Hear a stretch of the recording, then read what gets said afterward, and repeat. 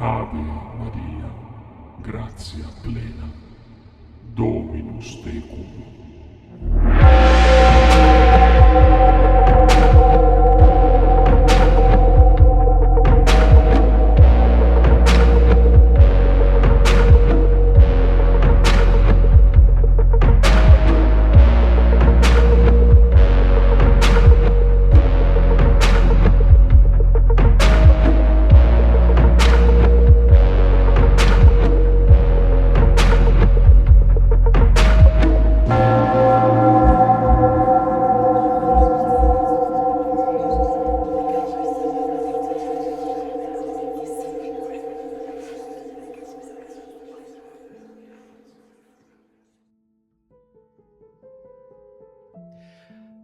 Hello, everyone, and welcome back to the Red Text. My name is Voga, and I am Voga Illumisente on Instagram.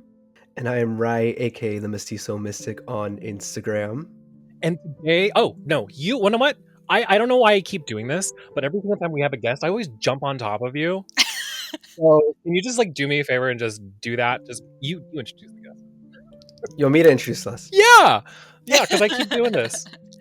Okay, yeah. I'm so happy to have yet another guest on our show, who's also a friend, like most of our guests. And I would love to introduce y'all to Celeste. Celeste, could you go ahead and give us your name, your pronouns, any social media handles? Yeah. So my name is Celeste Mott. My pronouns, what is that? I invented a new word. Pronouns are she, her. Whew, off to a good start. And you can find me mostly shit posting on Instagram at Celeste Mott, M-O-T-T. I have other social media, but we don't really need to talk about that. There's just chaos happens over there. Mostly Instagram. Just find me there. Yeah. I Celeste is one of my favorite people on the internet, honestly. She is so much fun to follow because sometimes she'll have an impromptu live in the middle of the night. It'll be like 11 o'clock at night, and I was like, isn't it 1 o'clock where you are? And I'm just like, yeah, and she's just shit talking on her couch while her Saint Michael candle is going nuts. You know, I have so much fun watching your lives, but also the content that you create is always so much fun to follow.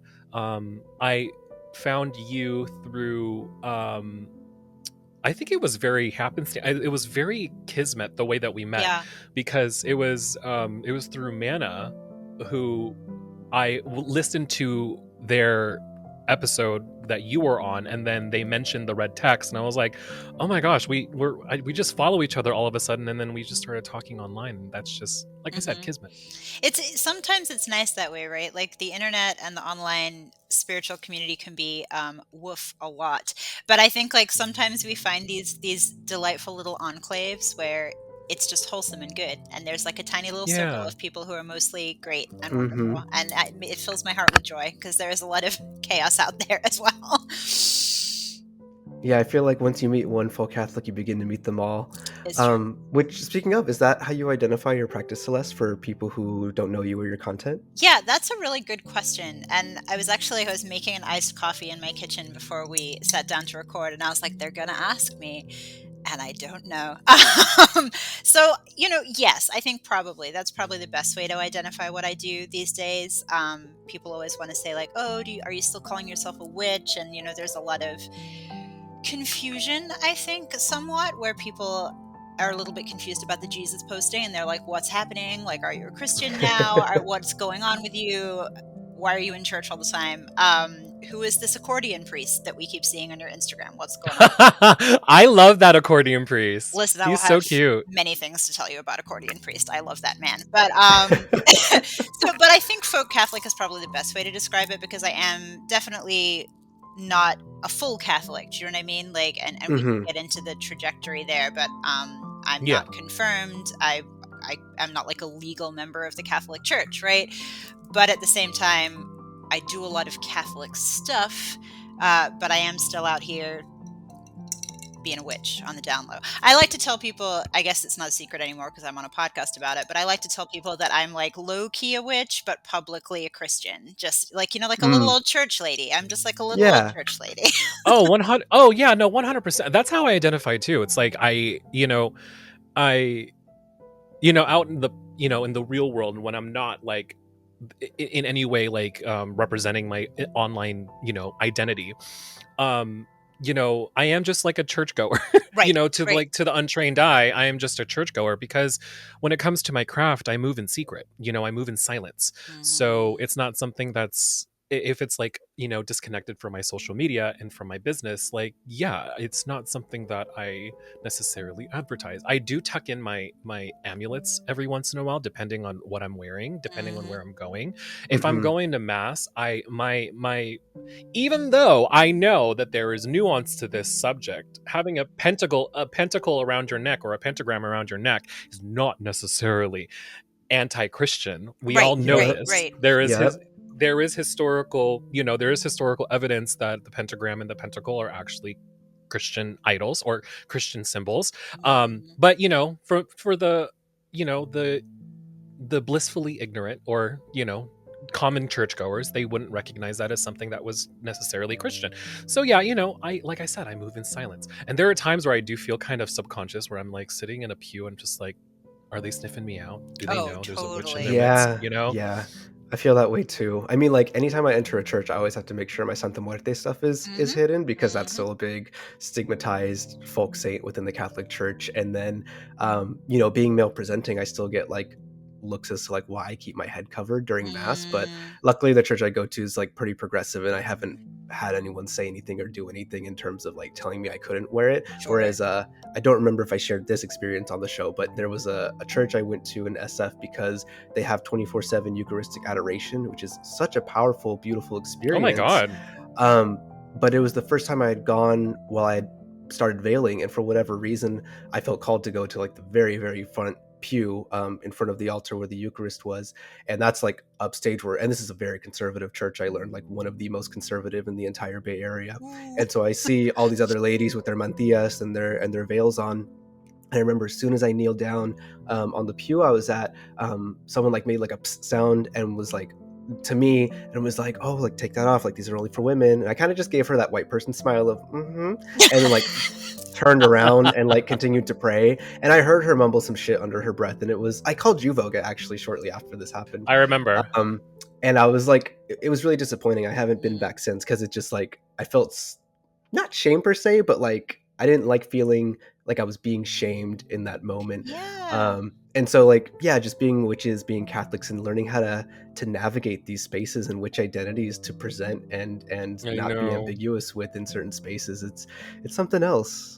I remember when Riot, you messaged me that, and I was just like, let her be a woman. Let her be a woman in mass.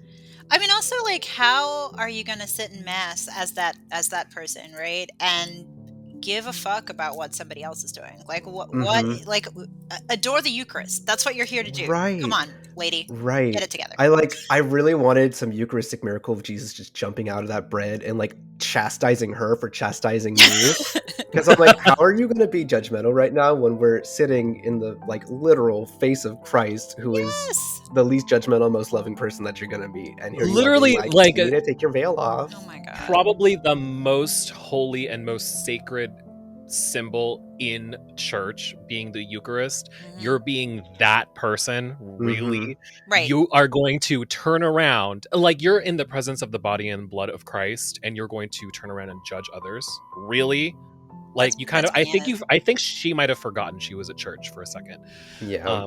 Yeah, her internalized homophobia might have just kind of, or not her internalized homophobia, her internalized transphobia actually kind of. Her externalized transphobia. External, like, that's true. Explicit. Explicit. But you know what? It's fine, because my brother's going to teach me how to do communion, because he and I got or became ordained Christian ministers through the same online organization. And so technically we could celebrate communion. So he's going to help me learn the liturgy so I can do that. And then I could just make my own Eucharistic adoration at home and not have to deal with, scraggly old women telling me what to do. Right on. I'm going to have to call you actually when you learn that, because I actually have my own translation that is very unofficial, and I know it's going to get me in trouble. So... but because I wrote it myself, and it's very esoteric. I like so that, and it's private, and there's only been one other person who's actually heard it, and that was Francisco, because we were doing it during a ritual. But anyways, I'm gonna have to learn. If you are willing to divulge that, I would love to hear, because I know the steps, because I go to, okay, let me just, we're going into this is going to be my part where we talk about like how we're doing lately, because we're going to do that next. But this is what I'm going to tell you, because I've been going to Episcopalian church, and the Episcopalian church that I go to has a common book of prayers, and the common book of prayers has basically step by step what the Holy Communion looks like, how the transubstantiation works. So there are these little blocks in between that is the celebrant praying over the bread and the wine. I don't know what those prayers are. So like, that's the only thing I'm missing. I know the steps. I have everything laid out. I just have like, it's kind of like a code that I'm trying to uncode or decode. It's like that last piece. So I'm gonna need that information. I will pay you for that information, even if You know, you can buy the book that they use during Mass, the Rituale Romanum. I want to write it myself, actually. Wait, what did you say? The Roman Missal, the Roman ritual. That's what the book that they read out of when they perform the transubstantiation. Oh, I didn't know that. See? Yeah. There I'm like, we oh, go. you could just buy the book and then you'll have See, it. I didn't even know that. See, I didn't even know that, because I tried to look. I looked for it online, and it's so hard to find, and it's really, there are pieces missing out of it. Anyways, but Voga, how you doing? Okay, so Voga's doing okay. Voga actually just recently went through a little bit of an anxiety episode at the beginning of this week. There are some things going on in my personal life and my work life that was really driving me crazy, and there's something. It's not entirely other people's fault. A big part of it was me. I was doing things that I wasn't supposed to be doing, and I was slacking off, and I was, it's just things. My ADHD got the better of me, and I became unmotivated, maybe very lethargic, and so I didn't perform well at work, and people started to notice, and I got called out, and I don't like being called out, even though I'm wrong. It's not my no one style. does. Yeah, really. No, I don't, but I also don't deal with it well. I get angry because I feel like it's an attack. It's one of my toxic traits. So I become very I become like a hermit. I become very what do you call it when you like kind of bring yourself in, like you're like just introverted. I become very withdrawn. withdrawn. I become very withdrawn, very quiet, very kind of short with people, and then so I expected, because Rye and I were actually supposed to record on Tuesday, and I said we need to reschedule because I am not in a good place. I couldn't even get myself to like sit and do my makeup, because I was just so like, all I want to do is like lay in bed. Like, it was just one of those things, but now Sounds like depression, hon. Yeah. Well, that's what I'm saying. That's what it's a domino effect for me, because like once things kind of happen where I go through these episodes of anxiety, I realize like it's like that whole hopeless, like I don't know what I'm doing. Like I get myself into this rut, and I'm just like, what am I doing with myself? I feel so lost, and then I go into like this cute little depression, and it always happens when the weather is heating up. It happened to me last year, right? You were there. Fascinating. It always happens, and I remember I told you that my seasonal depression is backwards. My seasonal depression starts when the weather gets warm. Yes, I'm pretty sure there are other people who experience the same thing as I do. I think you're a vampire. Yeah. I don't even know why you have to question that. That is exactly what I am. All evidence pointing to this, for sure. Hello? I mean, look at her. Look at her. She looks like she just came out of coffin. I am currently in a coffin. I don't know what you're talking about. But yeah, but it's the things that have the part that really I've grown into was picking myself out of it, like taking myself out of it, because these episodes would last weeks, and now they just last days, and it's something that I've had to work on over years and years and years and years of work. A big part of it is my spiritual court, which we will get into today, because they really do every single time. They help pull me out of it. But beautiful. I'm going to throw it to Celeste. How is Celeste doing? How are you doing? Lord, it's been a year. Yeah. Wow. I also had a weird start to the week. Like I had a really nice weekend, and then Monday I felt like the energy just like shifted. Nothing happened per se, but I just felt, I don't know if it was like the pre-eclipse energy or what it was, but something just shifted, and I suddenly found myself like deeply analyzing myself and like the way that my own it's funny that, you know, the way that you're talking about, you know, you reflecting on your own actions and how it might have put you in a spot this week. And you know, I was kind of in the same situation where I was just suddenly faced, like, had a real bizarre, gnarly dose of reality where I was like, oh no, my propensity to like fantasize and like stay in this like daydreamy, imaginal, like projecting myself into the future space is really damaging me because I can't be in the present and I can't see what's actually realistically in front of me. And that's really just, I'm hurting my own feelings and a lot of these like emotional situations. And it was very sort of like dark night of the soul on Monday and Tuesday. But Absolutely. weirdly, even though today is like technically eclipse day, right? And everyone's like, oh God, the eclipse. I feel much better today. I don't know why that is, which is cool. We beat the curve for some reason. I have no idea. We're early. I love that for us because I'm Exactly, always we're late. early. Isn't Mercury retrograding soon too? Yep. It's the double whammy of everything. But I mean, since the beginning of the year, like I broke up with my partner of 8 years in January, which was ultimately a very good thing. But it's a very big adjustment when you break up with like a very long-term partner who you've been living with for a long time, and you know your lives are very enmeshed, and his family was my family, and now I'm dealing with like the whole thing of like I'm so alone in the universe. And so there's been a lot of like moments of that, but that's, you know, I'm sure we'll talk about it later, but that's what precipitated me like hardcore going back to church early this year, because my life was just spiraling completely out of control. And I was like, Oh my gosh. oh, And no. I want to talk about that Whew. too, because Mhm. you went through, you did like this really beautiful pilgrimage that I really, really want to talk to you Ooh. about, definitely. Mhm. But before we go into that, Right. Rye, my darling, darling friend, how are you doing? You know, I think I'm coming to terms that I think I might have depression. So Stop. Are you serious? How No, did I know deadass. before you did? No, but you know, since we're on the topic of mental health, which we are all allies and advocates of here for, but Of course. you know, as I'm literally becoming a mental health professional, Mhm.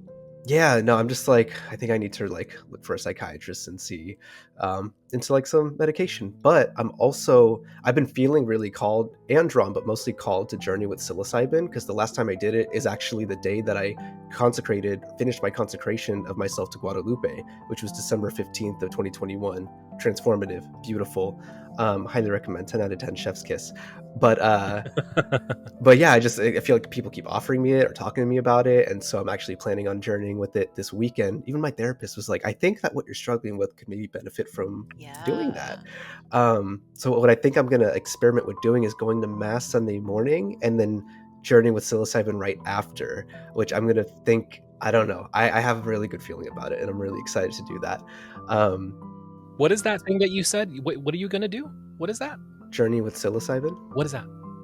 I can't remember where I read it or who said it, but I just like using that terminology rather than like doing mushrooms, like journeying with it and really working with the Oh, spirit of the plant, as cool. opposed to just Okay. being like, I'm gonna do shrooms. Right. Rather than like I'm S- gonna trip balls. Yeah. exactly, just like, you know, replacing shrooms with like ayahuasca, like journeying with ayahuasca, journeying, or even journeying with cannabis, which is, I hey, understand. today's Gotcha. 420 Okay. and I'm gonna puff up in a little bit. Have you done it before, Rai? Have you like? I have, yeah. I've done it mostly recreationally, and then I think the main spiritual time was when I consecrated myself to Guadalupe. So this will be the first time where I'm just gonna lay in bed with a sleeping mask on and listen to non-lyrical music and really just go as inward as possible. Oh, you're So really going to vibe. I love this. yeah, Yeah. I'm really excited to like confront and heal any demons that come up, and or at least even just get to know them, so I'm more aware of what's going on inside. So maybe I won't need to see a psychiatrist, because psilocybin's great for depression and anxiety. Yeah, I love Um, that. But at the same time, we also want to advocate for the fact that if you do need a professional, please do go get one. yes, Totally. absolutely, 100%.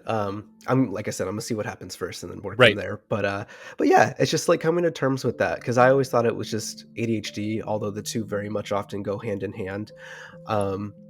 Because it's just been affecting so much. Like for the past year, I felt so stagnant in my spiritual practice and religious practice, and it ebbs and flows. But when it ebbs, and when it flows, you know. Mm-hmm. Um, But, you know, I did some retail therapy today. I bought this beautiful shawl that I can't wait to arrive from India. And I actually bought a St. Michael chaplet today. So it's very fitting for today's episode. Because I have one, but this one's going to be made out of, I think, olive wood, which I like wooden rosaries a lot. Ooh, Oh, that's Yeah. very folk Italian. I like that. Yeah. So I'm super stoked to get that in the mail. Nice. Um, but yeah, so that's how I've been. But yeah, with that said, Celeste, like me getting a St. Michael chaplet, and we have you here to talk about your practice and your experience with St. Michael the Archangel, because you have a bit of a different experience than what I hear from most people regarding connecting with him. Yeah, it's been a weird one. I feel like my practice with Saint Michael really was what brought me back to the church, which is really interesting. Like, so I mean, like a little tiny potted history of Celeste's relationship with Catholicism. I think like a lot of us in like the kind of broadly speaking folk Catholic realm, I was not personally raised Catholic. My mom's side of the family is entirely Catholic. Her mom, extremely Catholic. They were all raised Catholic. So I went to Catholic church a little bit as a kid with my grandma and with my one aunt who is still Catholic, but most of the kids, you know, my mom's siblings, detached from the church when they were teenagers because they, you know, it was the 1950s in New Zealand. They all went to Catholic school. They were taught by nuns. The nuns were insane. And so they had like a lot of not great experiences. And so most of my, you know, my mom herself and her siblings were just like, no, we're not going to go to church anymore. We don't consider ourselves Catholic. We're not going to raise our children Catholic. So it was weird. And I'm realizing actually just in the past couple of years, talking to more Christians generally, that even though I was not directly raised Catholic and I didn't go through all the, all the steps as a child, my conception of Christianity is still really like anchored in Catholicism, just from that received like thing of having it be ambiently around me as a child. So like I'll talk to Protestants and I'll talk to like, I've got friends who are Reformed Evangelical Christians. I've got friends who are Baptists, you know, and I'm just like, I don't understand what you guys are talking about. Like, what do you mean that you like it's such a disconnect because like Catholicism is still where my roots are and where my entire concept of Christianity comes from. That being said, I have always kind of low-key considered myself a Christian. I don't think I ever really didn't have that as part of like who I was. I didn't really talk about it a whole lot, and I've been practicing some form of like witchcraft since I was a teenager, and I've been like a professional spiritual worker in that broad realm since I was in my 20s. Like I've been a professional tarot reader on and off since I was in my early 20s. I'm almost 37 now. Ugh. Anyway, goddamn. But it's weird because I just didn't talk about that side of my life and I didn't really think about it a whole lot. Like God was kind of there, but I just like didn't really have a relationship with God directly. And then I had this really scary experience in late 2020, early 2021. I'm gonna lose track of my dates now, but like a couple of years ago, it's a very long and convoluted experience, and honestly, it involves things that I probably just don't want to talk about publicly on a podcast because it's, a lot. But the long story short is that some people that I was associating with at the time told me that I was probably being kind of spiritually attacked. They were being very intense about it and about how they wanted to take care of it for me. It was very much like, oh, we have to do these cleanses and we have to do this and we have to do that. And it was pitched to me as a very like urgent situation. And I was feeling under spiritual attack. I was feeling like very unwell. I was having this like raft of really bad luck. I had like a pet die. There was just a lot of like very suddenly bad stuff happening. And so this felt very plausible to me.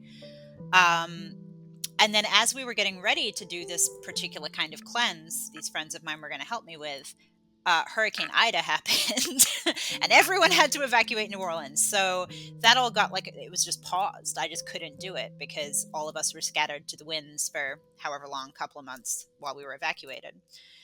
And while I was evacuated, I got sicker and sicker. I think a lot of that in retrospect was just my nervous system being slammed from evacuating from a natural disaster, honestly. Right. But I came back home after all that was over, and I really felt like I needed to deal with this spiritual attack.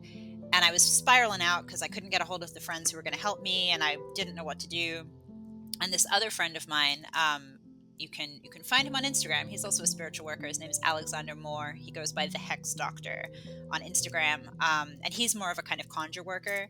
So he kind of moves within kind of a folk Catholic realm too, but I don't think he would call himself a folk Catholic. Anyway, I was freaking out to him. I was like, I don't know what to do. There's this thing happening to me, and I'm so unwell, and I can't get out of bed, and like it was really just awful. And he was like, oh, just do a novena to Saint Michael.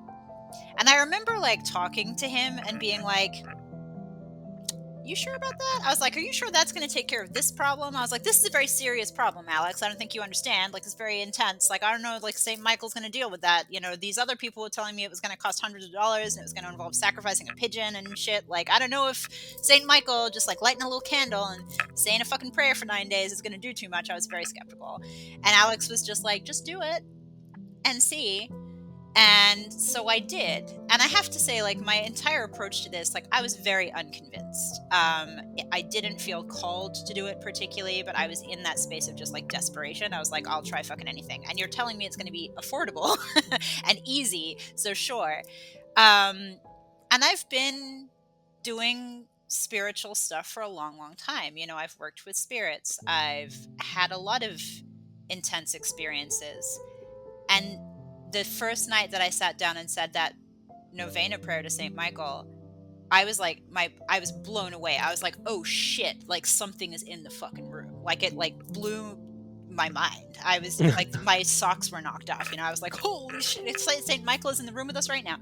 And for for the following 9 days, it was just incredibly intense. I started to have incredibly intense St. Michael related dreams on the first night of that novena. Like it was like a match like ignited inside me, and suddenly like this fucking bonfire was blazing inside my soul.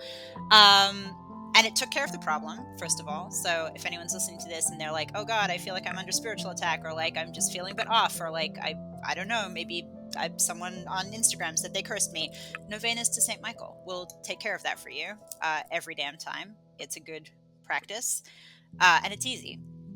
But from then on, he wouldn't go away, I guess is the best way to put it. He just refused to leave. And since then, St. Michael has just been extremely present. And anytime I think, I mean, it's not like I've tried to get rid of him. Why would you? He's great. But it just showing up in like these synchronistic ways. Like I said, showing up in my dreams. I had a bunch of like very weird, intense, like Michael related synchronicities following that novena. He just kept showing up in these really intense ways. And over time, it really felt like he was just prodding me to go deeper and deeper into Catholicism as a practice again. Like, it's like he showed up to do this sort of job for me, and then he was like, okay, well, now I'm here, and you're going to do what I say. So get your ass to mass, bitch, essentially. I do fully believe that St. Michael would call someone a bitch too. I think that's very much his style. So. Cheers to that. We call him Spicy Mike in my Discord server. Spicy Mike is a great nickname for Michael, honestly. Very spicy. He is very spicy. It's always those dark nights of the soul that lead you to profound, I mean, it's Easter season, death, rebirth, and resurrection through discoveries of new pathways. And it sounds like in your case, it was Saint Michael. Yeah. And I mean, from that point, I was just very sort of fascinated because, like I said, I'd worked a lot with spirits. I have this entire other side of my practice that is more sort of a traditional witchcraft practice. And so I do work with spirits a lot. That's something I'm used to. But this was like an intensity that I had not experienced before. And that fascinated me. I was like, whoa, what's that about? So I listened to a lot of podcasts of other people talking about their experiences with Michael. And I read a lot, and I was really diving deeply into just the lore, I guess, of Saint Michael generally. But I think you're right, Ray, when you said, my personal experience seems to differ a little bit from what other people sometimes report with Michael, which I think is fascinating. Like, I'm not sure why that is, but yeah, it does. There are definitely some differences in like how I seem to experience. I was talking to someone about this the other night because people will say, Michael's an archangel, right? And he's got this he's huge. He's like a big, expansive, intense energy. And so people will say, like, it's hard to have a personal relationship with Saint Michael because he's too big. Like, he's so big, and he's doing all this big, like, world protecting stuff. So, like, why would he care about you specifically? And I'm like, well, I don't know why he would, but apparently he does. Like, I don't know what to tell you. Like, well, that is an explanation as to why is never necessary, because it's not up to us, it's up to them.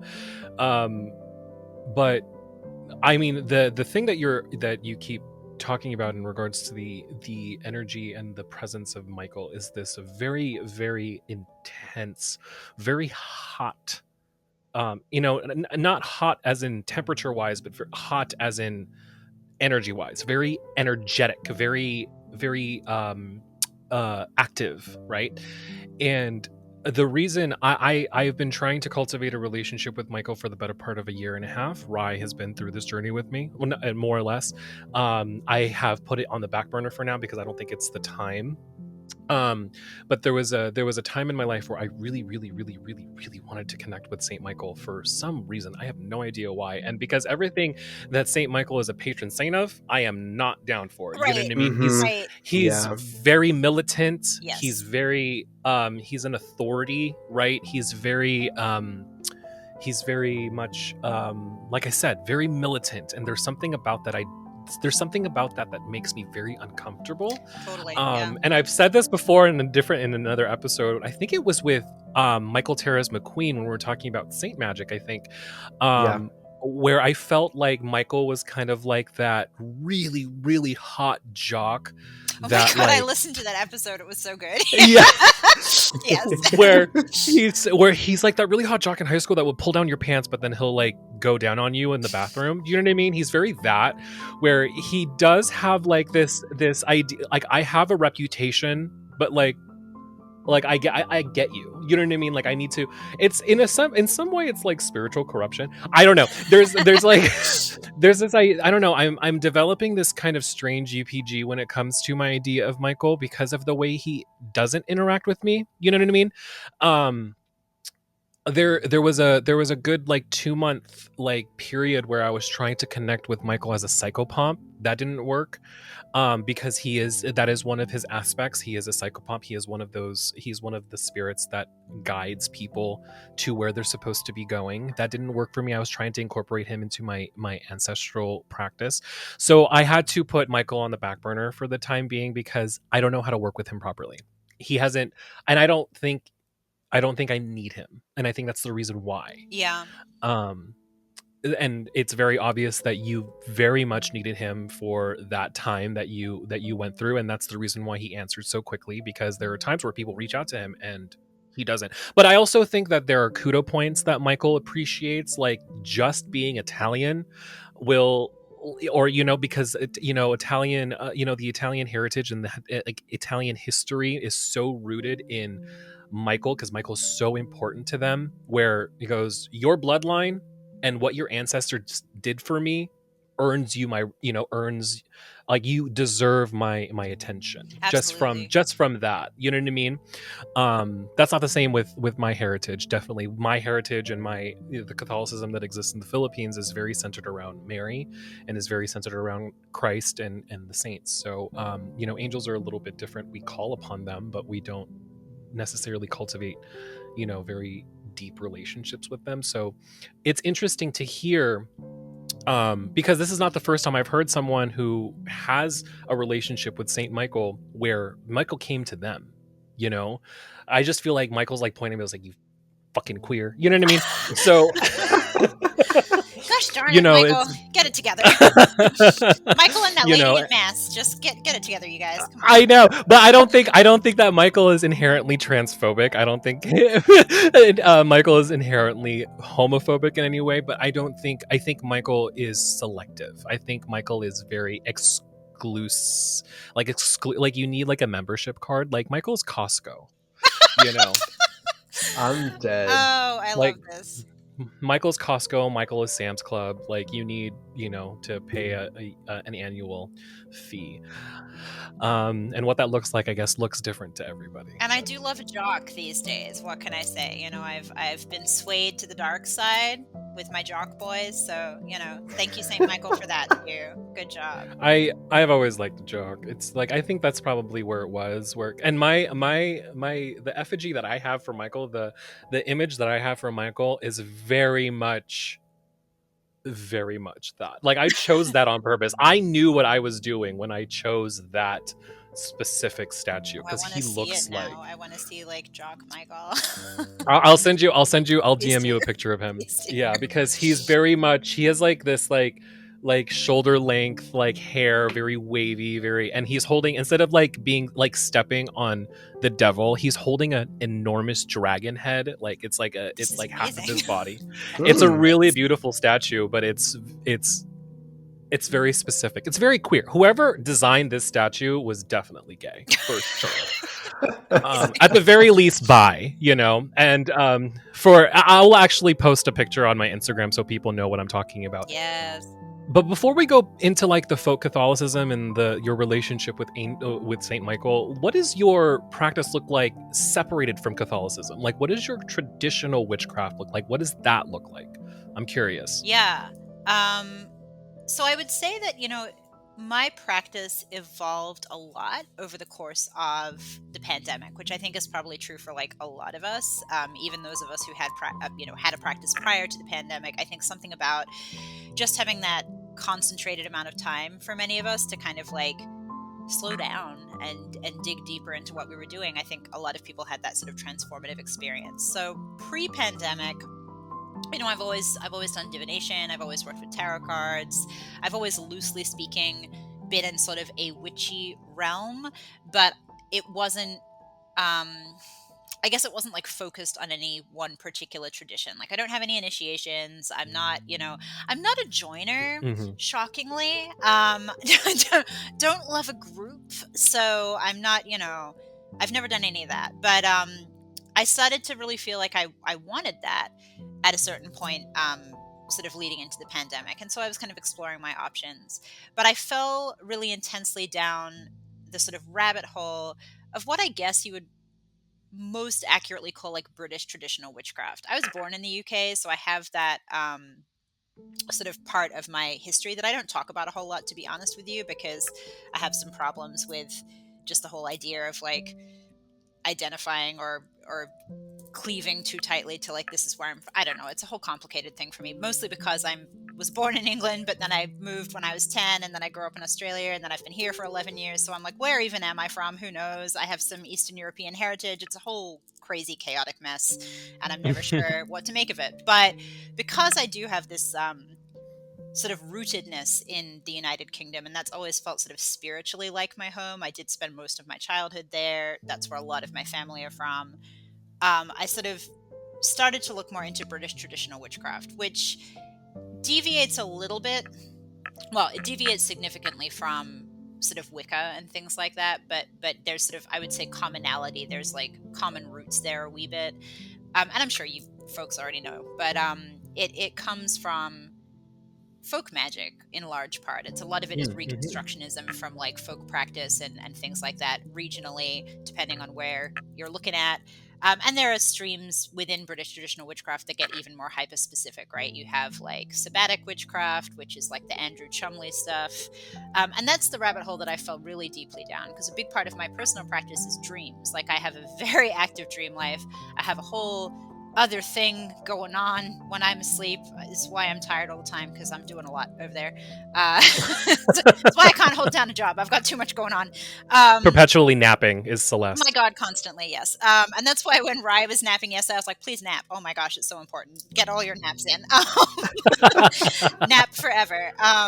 But yeah, so I had never heard anybody talk about the dream space as like a spiritually alive, spiritually potent space that you could utilize until I read Andrew Chumley's work. And he has he's deceased now, very unfortunately, but he has a short book called Mysticism, Initiation, and Dream, which is essentially just a short essay on the significance of dreams within spiritual traditions. And then his kind of magnum opus is a grimoire called Azoasia, which you can buy still, but copies are like $700 or something insane. They're like very expensive. But both of those texts, I dove into, and I had this very emotional experience where I was like, holy shit, someone is talking about magic and about spirituality and about witchcraft and about practice in a way that like instantly just resonates with me, and so I had this very emotional sort of come to Jesus moment. Now I wouldn't well, not really come to the opposite of Jesus a little bit, honestly, now that I think about it. But concurrently to all of that, there was a lot of stuff happening in my personal life. I met some people who really kind of blew my spiritual practice wide open. One of those people is the astrologist Sasha Ravitch. Like, I had a session with her early on in the pandemic, I think, or sometime during 2020, I think, was when I had my session with her, and she saw some stuff. She does this, or she used to do this thing where she would scry your natal chart. So she's not just giving you a natal chart reading, she's also kind of scrying to see what spirits are in there. And, oh my god, that sounds incredible. Very cool. Yeah. I'm not actually sure if she still does it, but she does still work with clients, so it's worth looking her stuff up and seeing, because it was a very valuable experience for me, and really did blow my practice wide open. But she saw some stuff in there that really resonated with me. There was no way she could have seen it, but she did, and she accurately sort of, all these links started coming together, I guess is the best way to put it. And I felt like all these different pieces of my spiritual journey that I'd been trying to figure out for decades were suddenly kind of coming together. And so I guess to very long-windedly answer your question, the witchcraft part of my practice occupies some sort of area similar to British traditional witchcraft and sabbatic witchcraft. It's in this sort of folk magic of England space. A lot of it intersects with like fairy faith, which is something that you see seeded through the British Isle, and also Isle. What? The British Isle? That's like an isle in a church. The British Isles. It's fine. I know what I'm talking about.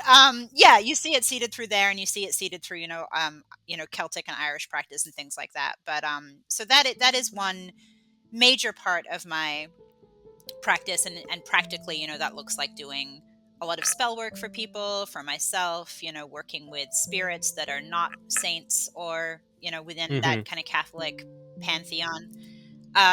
And for a while I was really struggling with that, because I was like, oof, this feels very at odds with the Catholicism piece of the puzzle. And then I started realizing, no, it's not. A lot of my ancestors were doing this stuff concurrently. So many parallels to what my witchcraft and what my devotional and churchy stuff. So many parallels. Yeah. So yeah, I totally understand. Yeah, and the fairy faith is really interesting in that way as well, because you see that arising a lot in countries that did have this very strong Catholic basis as well. You have these people who very strongly believed that fairies were real, and that they were spirits that you had to appease or that you could work with, and you could have familiar spirits, but also you're going to get your ass to church every Sunday and go do mass about it. So as much as this is not something I would ever talk to my priest about and be like, by the way, did you know I'm hanging out with fairies a lot? I'm not going to talk to my priest about that. But really, do they wear rainbow flags and short shorts? Right. In the city of New Orleans, the priest would be like, "That's cool, that's chill, whatever. They're at mass every Sunday. We're cool." Very progressive, yeah. Yes. Not all churches # in New Orleans, but right. there are a lot of very progressive parishes and churches within the city, which is very cool, and that's another thing. But yeah, I found that those two things did slot together better than I expected them to. Not entirely, and there are still people in my community now, not my local community, but my online community, who I think are suspicious of the Christianity piece of the puzzle, and they don't really understand how that works with anything else that I'm doing. And I have Christian friends who have, I had a conversation with a friend recently. We were talking about, I don't know, manifestation or something. And he was like, but how does Jesus feel about that? And I was like, I basically said, I have a philosophy degree, so I can be kind of an asshole about this stuff sometimes. But I was like, well, God is omnipotent, right? So if God didn't want you to manifest stuff, he just wouldn't let it happen, probably. If he's really calling all the shots ultimately. Yeah. you know, and I told this person, I was like, you can work in a loophole, you know, and this is what we see a lot, right, with novenas and stuff. You make the petition, and then very sneakily at the end, you just like slip in, if God wills it, amen. You know, like. Well, at the same time, it's like, if we want to, like, for argument's sake, it's like when we talk about working in loopholes, what is loopholes? It's really just liminality. Mhm. So, Mhm. I mean, being able to traverse these different realms as a witchcraft practitioner or a magical practitioner, and also a Christian or a Catholic at the same time, to be fair, I think is something that we are able to do. So yeah, I mean, the fact that like all of these things are like, mind you, everything that you're talking about is exactly what I talk about all the time. Mhm. And it's just very refreshing to hear commonalities in other people's practices. Because I remember maybe like a year ago when I first, or a year and a half ago when I first started following Celeste, I know that Celeste was really going into the like, she was really bringing the church to her Instagram feed, and you were really rocking the boat. Oh, Like, people people were were not happy about that. yes, they were not happy. And I mean, there was at one point, even Celeste, we got involved. I don't want to, name names, but we got involved because you dropped our names in a conversation, and then someone decided to say something about. Oh God, it got really messy. It was But so that was also silly. really. But It was so silly. this is what you realize, though, I think, right, when you start speaking, and you know, I feel like I'm just like metaphorically putting on my Jesus hat now. We're gonna, like, the Jesus hat is on now. We're gonna talk about the Lord. But you know, it's funny because, like I said, I do have a lot of friends who are like more straight laced, like just straight up like Christians now, including some conservative Christians, right? And they will talk about, like, you know, people hate Christians and people hate God, and like you start talking about those things, and you're gonna, like, you know, the world is going to hate you. And that's like very much a narrative, I think, particularly in evangelical circles. It's like, oh well, you know, people hate us because we talk about God. And while I think that sometimes that rhetoric can be leveraged, particularly by the Christian right, in a way that's very victimization-y, you know, and they self-victimize and it becomes quite toxic. But I think we've all experienced that, yeah, like even as, like, you know, as queer people or as people who are very clearly not in the Christian right, you open your mouth and you start talking about Jesus, and people don't like that much. You know, Yeah. they have some problems with it. And it was very interesting to witness that.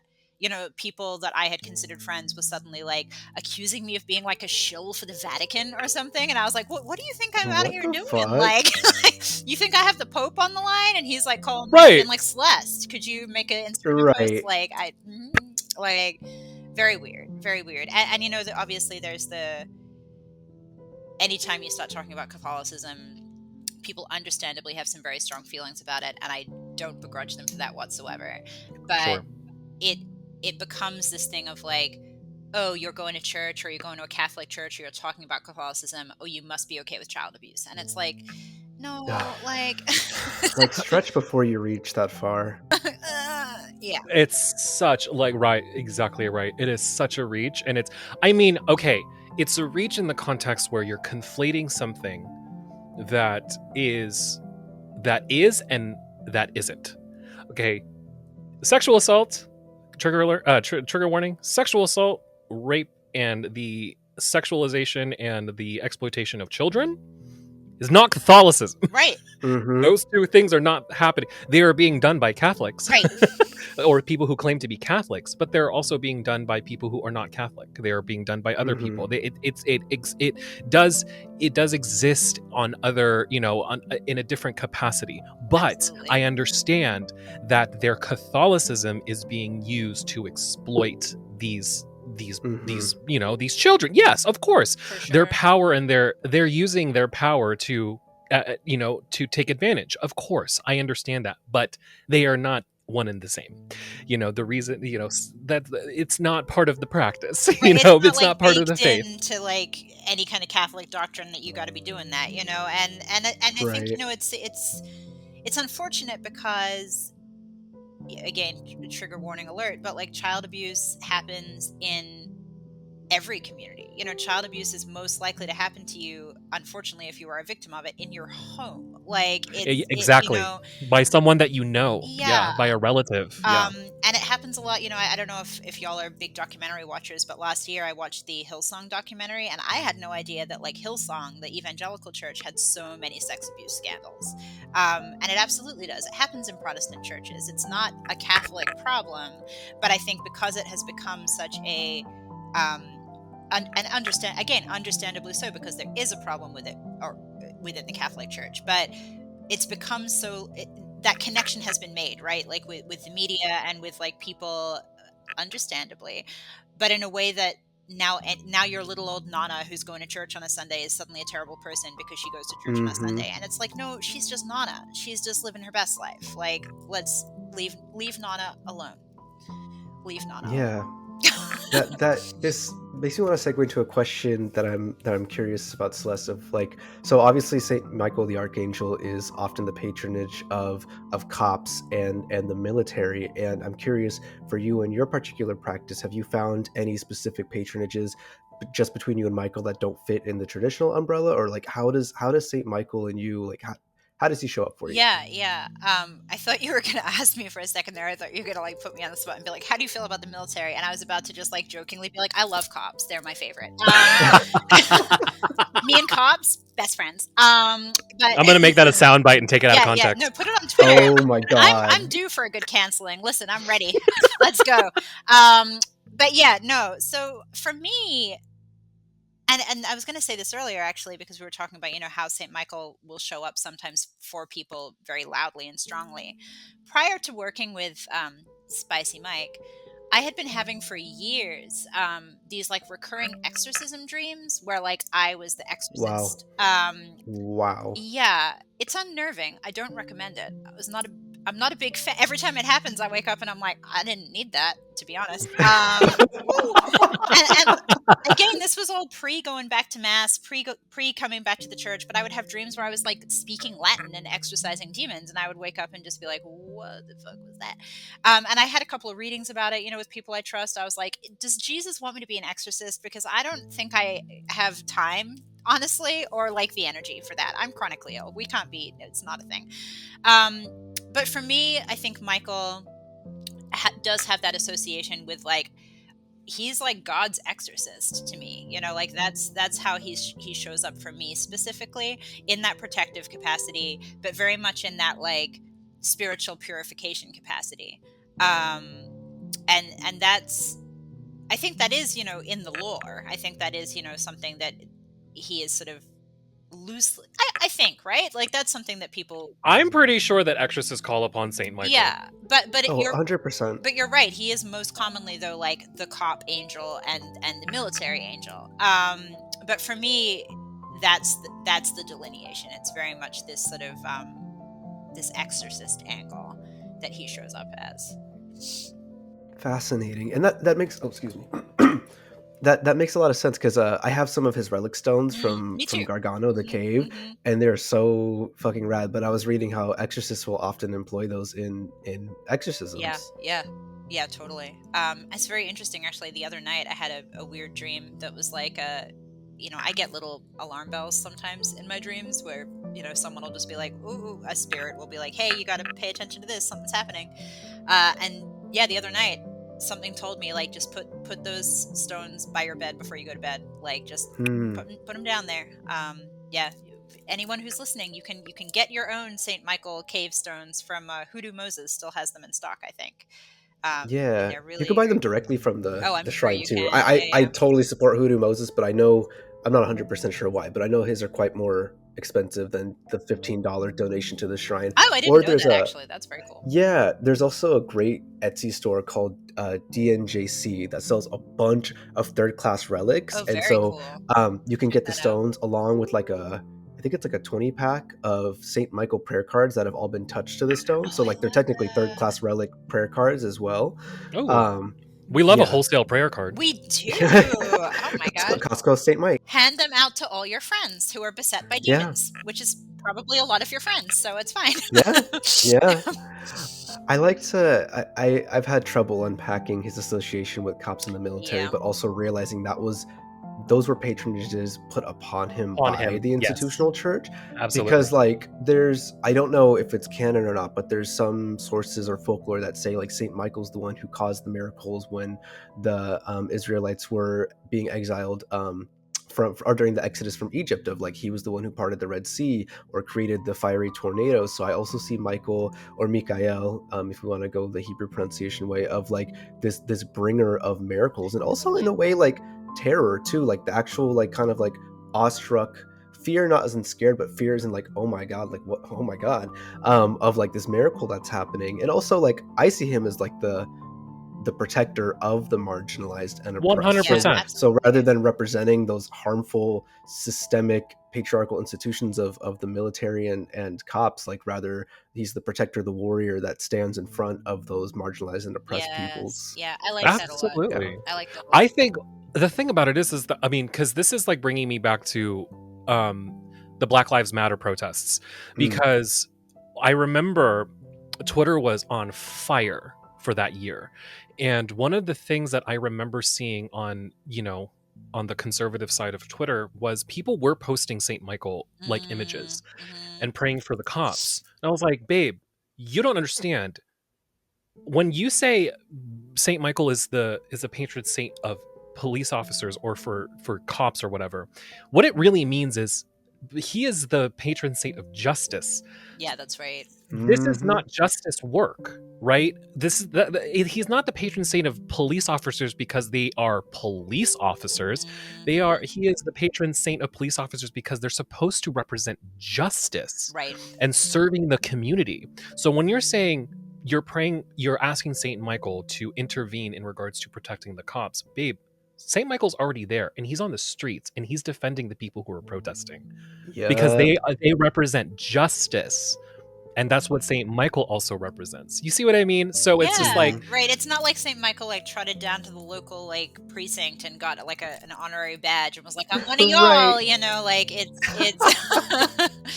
he's got his little hat like, you think that on, Saint Michael's going to come down on the street and say like, "Are you a cop? Because if you are a cop, I am on your side inherently because you're a cop." It's like, it's stupid. First of all, when you say that, it is actually ridiculous to hear, right? It sounds like a ridiculous patronage, because it doesn't make any sense. When you really think about it, if you really think spiritually, the aspect of what Michael represents, it doesn't make any sense.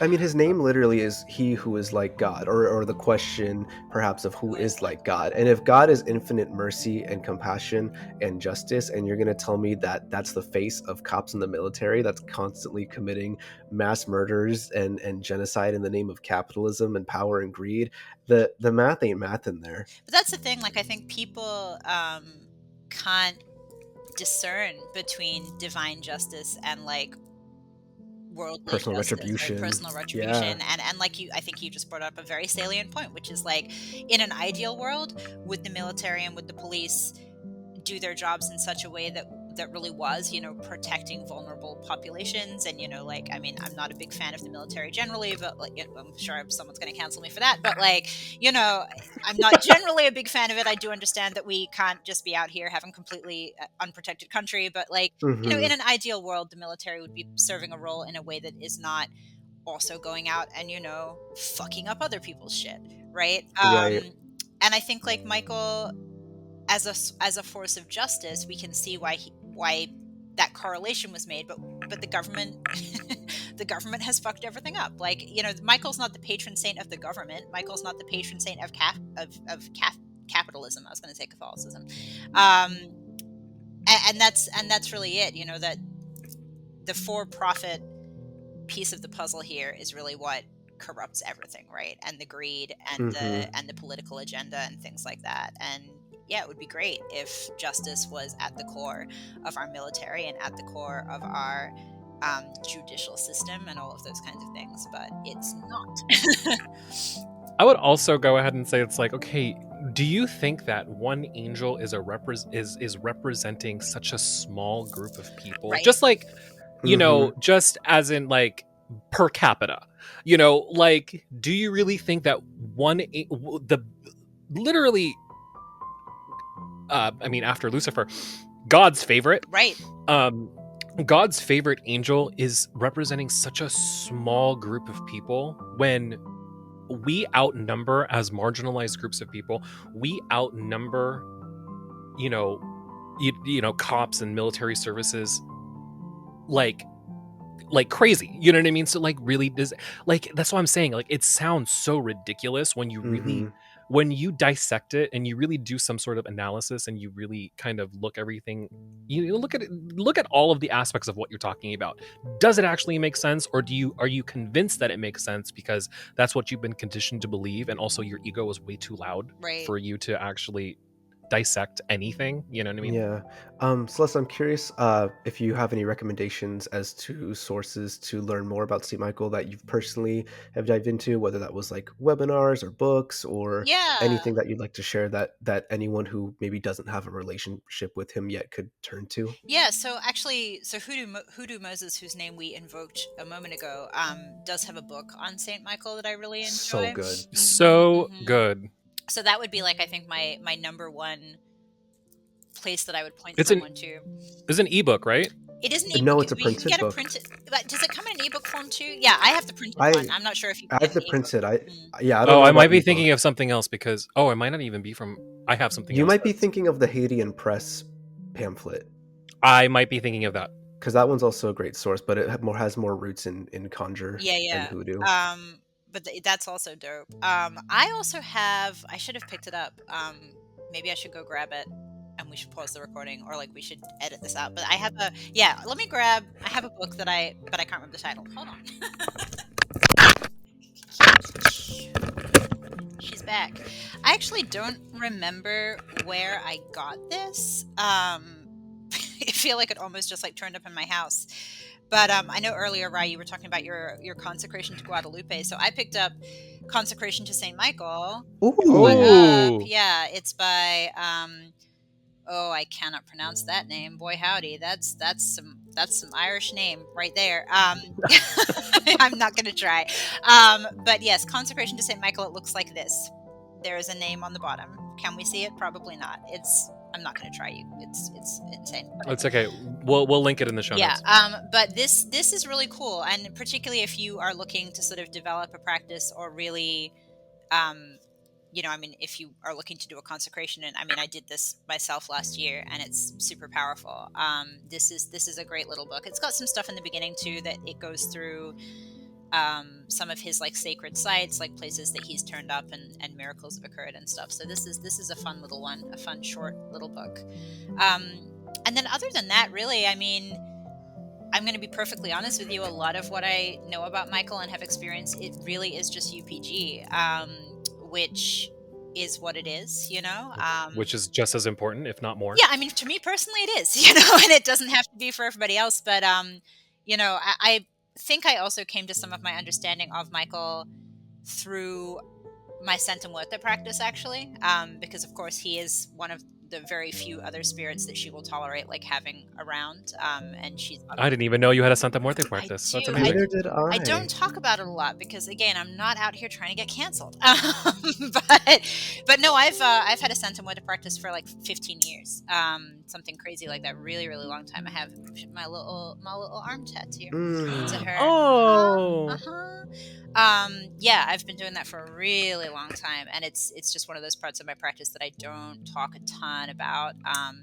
Largely because I find that my work with her, she just doesn't really need or want me to talk about it. So I'm like, we're over here doing our thing, and yeah, but if it doesn't need to be shared, it doesn't need to be right. shared. But as Rai, I'm sure knows, and probably many listeners know, and I'm sure you know as well, Voga, like Saint Michael is often on her altar as a sort of almost like as a check and balance, just to kind of like chill things out and ground things a little bit. So I think that might have also been why he showed up for me in the way that he did, like so immediately, because I had that very, very long history of practice with her. And so It's very interesting. It's That also book very you interesting. just- Go Oh, ahead, I'm sorry. I was going to say, Celeste, as you were sharing, I was trying to find that book because I want to get it. It's out of stock, every single source that I'm looking at. Really? I wish I could remember where I got it. I don't even know. I might have picked it up. At It like actually doesn't exist. Only Celeste has Yeah, it. it's just me. I feel like maybe I got it honestly from a local Catholic bookshop. I bet if listeners or anyone currently in the room went to their local Catholic bookshop, they might find a copy. But yeah, it's a good one. It's a good one. Oh, wonderful. I love it. Thank you so much, Celeste, for being here with us. That was so much fun. Yes, Thank you so much. I want to plug Brother Moses one more time because he's Yeah. coming out with a line of, like, he makes handmade candles now, and his Oh my first one was white God. opening, and I didn't invest in one. But his next candle that's coming out in May is a Saint Michael I candle. know. I really need to save for that. I got one of the road openers. I had like a gift card because he does like amazing Oh, sales every so often. nice. So I was like, oh damn, yeah. So I can't wait till that drops. But yeah, He's really killing the game, he's man. so killing Killing it. And I it. will say, like, not that this is the Moses fan club hour, but I will say Yes, I think it is. actually might is, be. though. Yeah.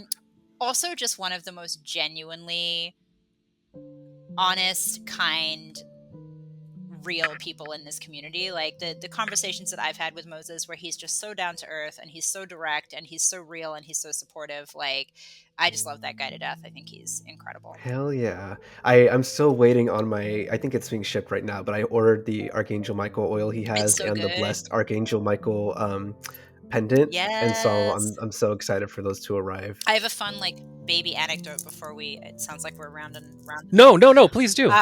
So this time last year, my beloved cat, who's over there taking up space and destroying my life, but he was diagnosed with diabetes last year, and he almost died thrice. He went into diabetic ketoacidosis, which anyone who has diabetes or has a loved one with diabetes knows is not a good time. Basically, the blood turns to acid. It's a bad time.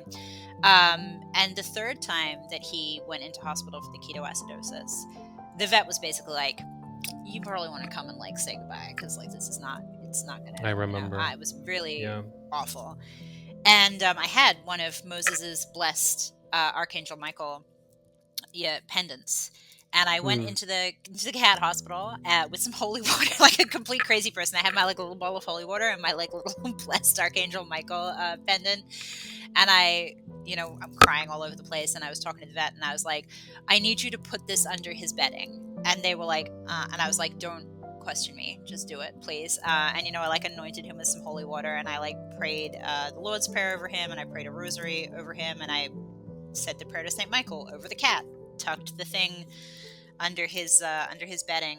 Literally 12 hours later, I got a call from the vet, and the vet was like, he's done like a 180 and he's like fine now.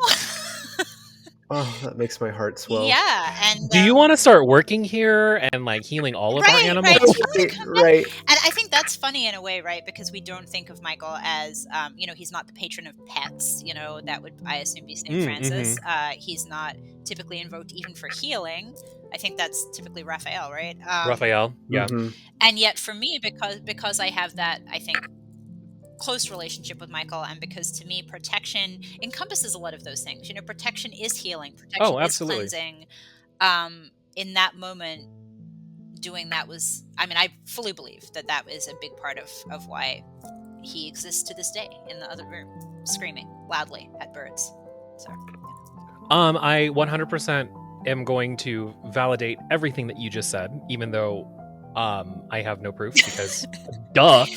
Like, what else? What else proof do you need? Yeah.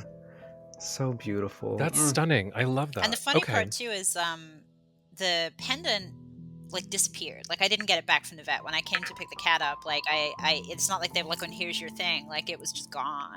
They said, we're keeping this for the rest of the pets. Yoink. Yeah, exactly. They said we're going to put this in a box and you need an amulet to open it. You know what I mean? It went missing. Yeah, exactly.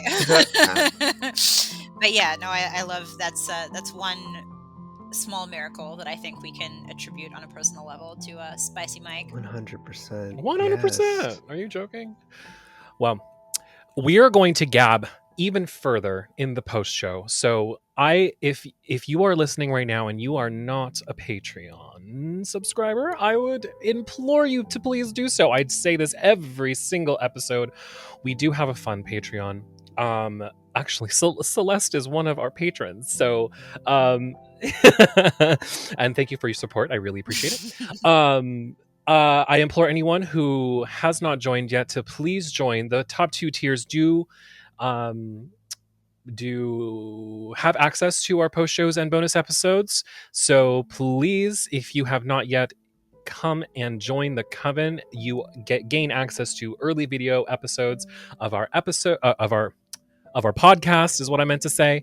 You get bonus episodes, blog posts, etc., etc. You get, if you join the top tier, you get access to Rise personal tarot readings, which are from personal experience pretty fucking mean, but that's okay.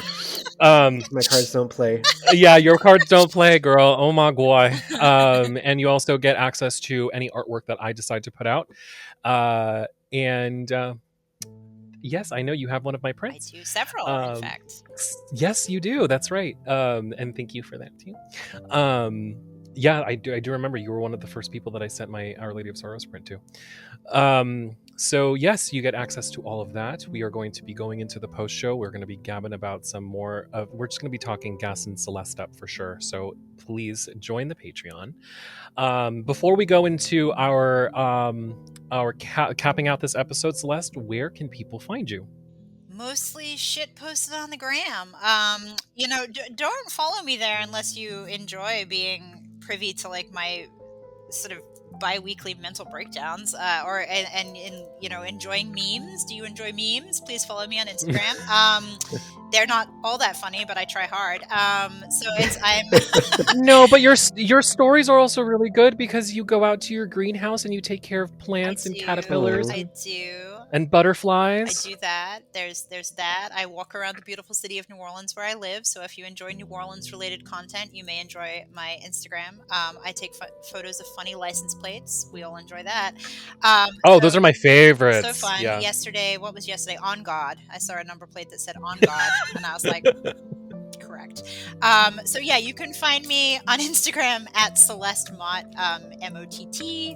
And then celestemott.com if you want a tarot reading, or I also do spirit discernment sessions where I can go into I can do journeying for you and see what's around you. We do a little bit of that. I do spell work consultation. If you have a problem that you need to be solved with magic and you would like some assistance with that, I can help you with that too. So those are the places that I exist on the internet. Thank you again so much, Celeste, for being here. It was such a pleasure having you. And my name is Rai, aka the Mestizo Mystic on Instagram. Thank you so much again, Celeste, for being here today. Thank you all for listening. As always, I'm your co-host Rai, aka the Mestizo Mystic. And I am Voga. I am Voga Illumiscente. And I'm Celeste Mott, and I am Celeste Mott on the gram. And we will see you all for our next Unholy Communion.